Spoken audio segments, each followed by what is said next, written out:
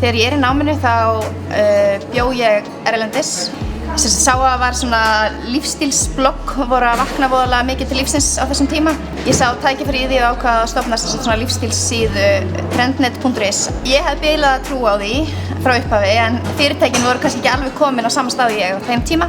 En í dag bara komast færri að henni vilja og gengur rosa vel. Þannig að ég starfa við það að selja auglýsingar þá á þessa lífstílssíðu sem að inniheldur fekk þá virka íslenska bloggara undir sama hattinn og get þannig selt auglýsingar á síðuna. Ég að opna trendnet þannig þegar ég í viðskiptafræðinni og skrifa mitt lokaritgerðina mína það hvort þetta gæti virkað sem svona ný markaðsleið á okkar íslenska markaði. Ég var búin að sjá það að virka erlendis og sú ritgerð gaf mér samsemmerki að það ætti að virka.